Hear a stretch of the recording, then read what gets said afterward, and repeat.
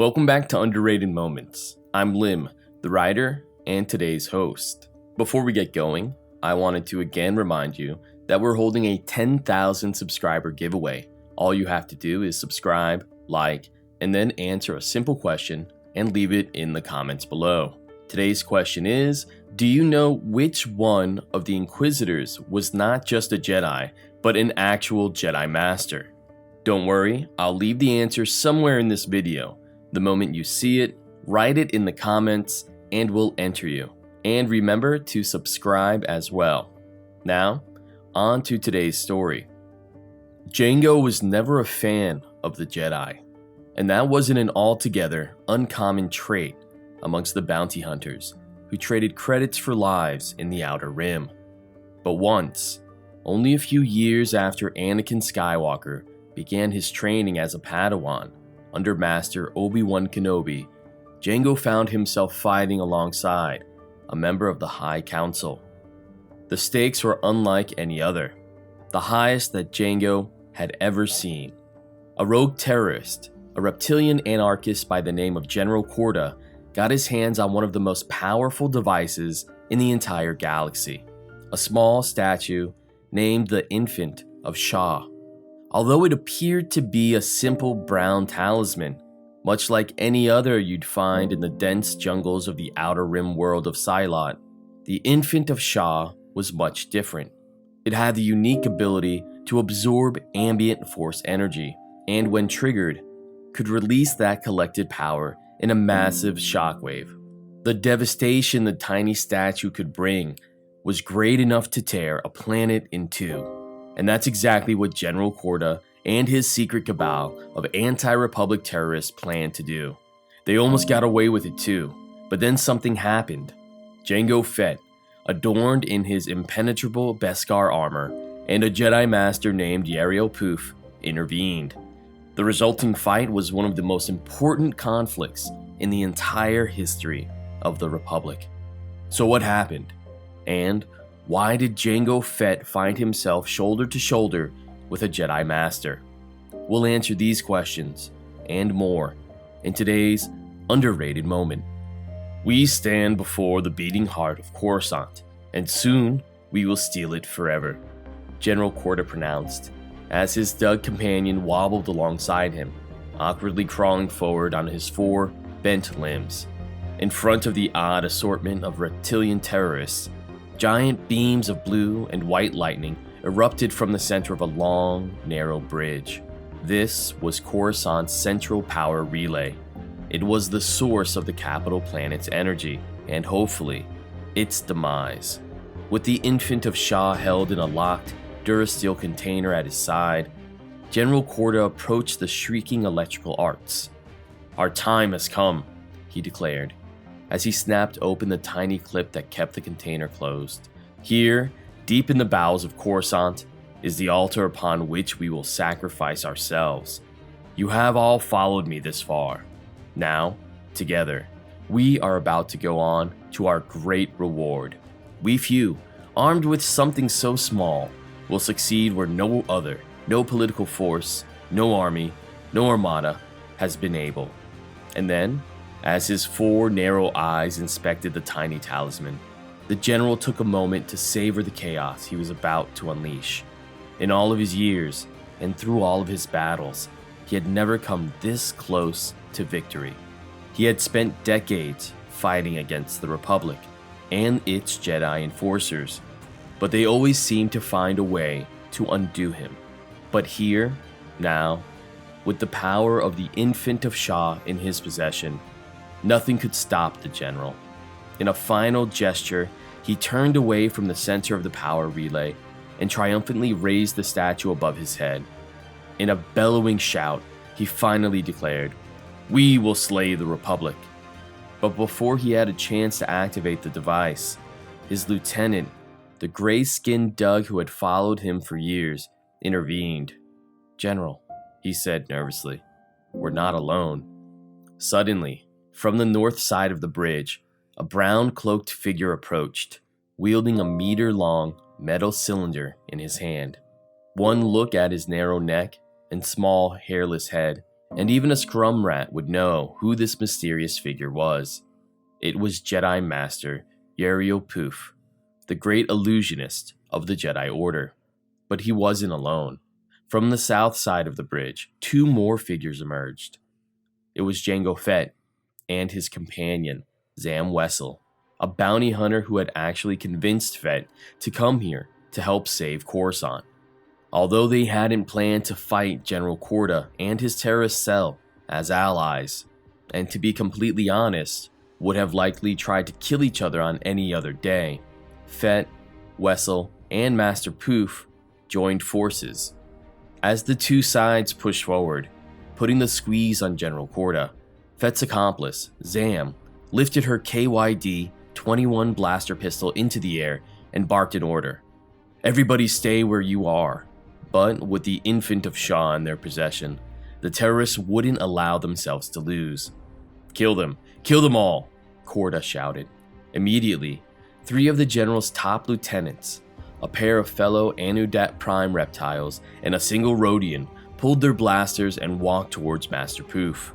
And in response, the Jedi retrieved his oddly long lightsaber hilt, and with a click of a button, ejected a long blue blade into the air. "Then you have chosen your fates," he solemnly said.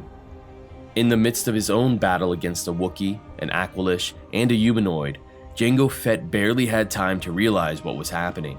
But when he heard the humming sound of Master Yarael's weapon, and then glanced across the bridge, he couldn't believe his eyes.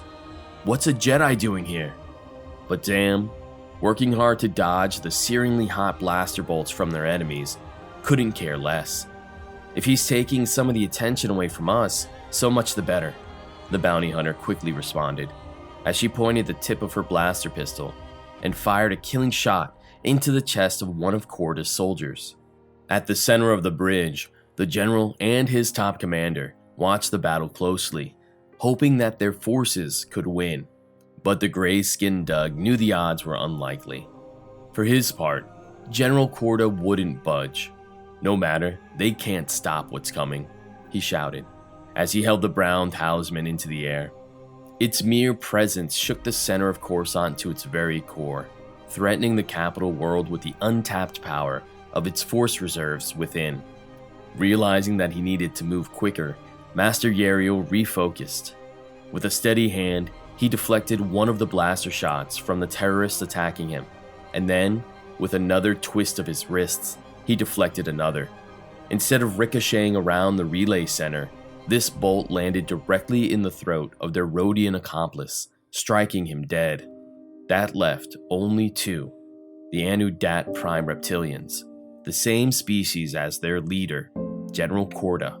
With an outstretched hand, Master Yarael deftly force-pushed one of the opponents away, nearly tossing him over the side of the bridge. And after deflecting yet another blaster bolt, he swung the massive tip of his blade through the base of the other alien's head, chopping it off in one clean stroke. The blow was so quick that the reptile's flesh didn't even cauterize from the heat of the lightsaber. As the general witnessed the enemy slice down his own forces, he placed the infant of Shaw in the very center of the lightning storm in the power relay. "Too late now, too late," he cruelly taunted, as the power of the infant and the station's electricity throbbed with energy. On Jango's side, he and Zam continued to fight their own battle. So far, only Wessell was able to take one down. The Wookiee and his humanoid companion were proving surprisingly difficult to slay. At one point, the massive Kashyyyk warrior lifted the butt of his rifle and slammed it squarely into Jango's chest, pushing the Mandalorian warrior over the edge of the bridge. Zam knew that Jango had one of the finest jetpacks that Mitronominon transports had ever produced, but that hardly mattered if you were knocked out cold and tumbling wildly down an underground shaft. Fearing that the odds were stacked against them, Zam clenched her blaster pistol and fired more urgently, striking the human she was dueling dead. But just when she thought she was gaining the upper hand, the Wookiee, with his massive carbine rifle, fired a single bolt into Zam's shoulder. And then, without a need to gloat about his victory, the Wookiee stared Zam down, and squeezed his hairy finger on the trigger.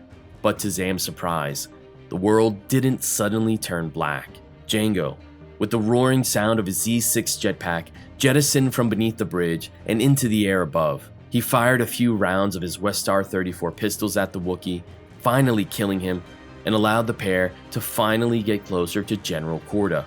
As Master Yarael dealt with the final Anudat Prime alien on the other side of the bridge, Jango dodged a few rounds and landed on top of the General's trusted Dug enforcer, strangling him with his own hands. Then, only minutes after the fight had begun, General Korda found himself face to face with one of the most skilled duelists from the Jedi Order, and the Master who helped decide the fate of the Chosen One, Anakin Skywalker. "You're too late, Jedi," General Korda shouted, desperate, as he waved a snub-nosed blaster at Master Yarael. "Time is up. Your time, the Republic's time. It's all coming to an end." But, in a swing of his blade, Master Yarael provided the only answer he needed. He chopped Korda's hand off, right at the wrist, dropping the blaster onto the floor. Assuming the terrorist was sufficiently disarmed, Yarael turned his attention to the Infant of Shaw, and using his mastery in the Force, he tried to disengage the surging Force energy within the talisman. It required all of his skill and all of his focus, and that gave Korba the opening he was looking for. Leaping into the air, the general used his left hand to plunge a dagger directly into Master Poof's chest. A killing blow for the Jedi, and perhaps the entire planet of Coruscant. But before the Anudat revolutionary had a chance to twist the blade, Jango Fett leapt into the fray, firing both of his sidearms at once. He killed the general, there, in the center of the relay bridge. But his heroic actions might have been too little, too late.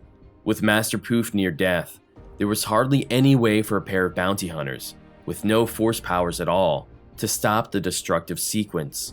But there was hope.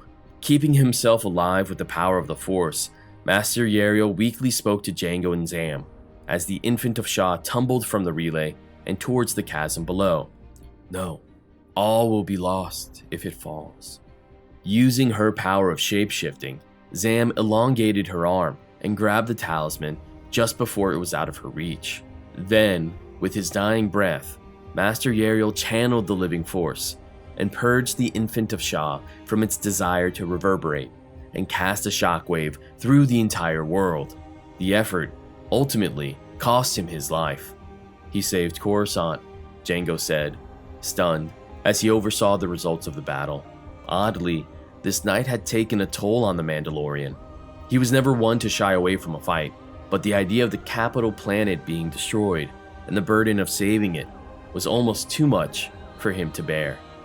Thank you so much for tuning in to this episode of Underrated Moments. Remember, we're giving away an amazing Force Saber, so if you'd like to enter, please leave a comment and subscribe to this video.